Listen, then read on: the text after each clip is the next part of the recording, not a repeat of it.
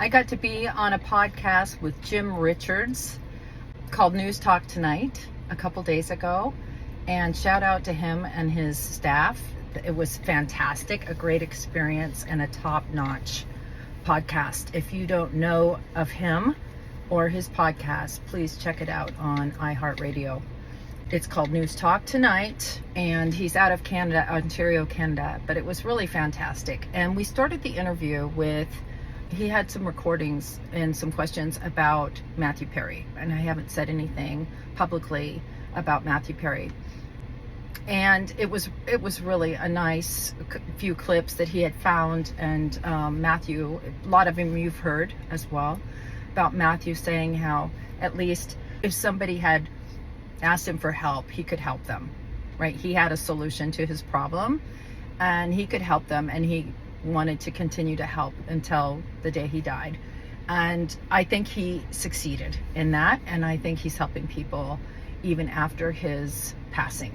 And that is a wonderful thing. I'm distressed about his passing, and of course we don't know enough now to know what happened, but we do know that he was sober, and at some time in his life he experienced sobriety and loved it, and was able to give us a book that really told his story and so many of our stories, and it was a way to reach out to people that might not have been able to get help, and for that we are truly grateful, and he will be sorely missed. I've had a lot of people message me and say, see, it doesn't work thing, and to that we don't know. There's a lot of speculation about why he passed at such a young age and what happened there, and we'll find that out later. But I do want to talk about sobriety, and getting sober is one thing, staying sober is another. And you must treat your illness just like you would if you had diabetes or any other kind of illness that needs regular daily maintenance. You have to treat this illness on a daily basis, because it does center in the mind, and so your mind will make you think that you are not sick anymore and that you're well and that you've got it, and it's not that kind of a thing.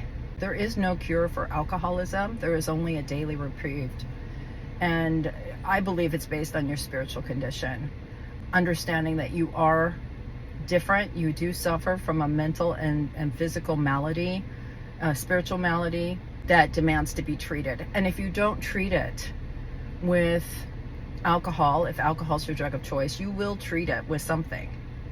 You will treat it with prescription drugs, street drugs, gambling, sex, porn, gaming.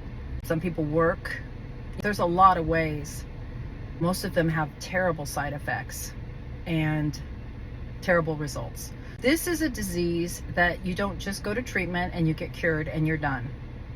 This is a battle, a daily battle between you and your mind. Not you and the bottle, but you and your mind. And so it takes some work, and it takes some willingness, some honesty, and a lot of action.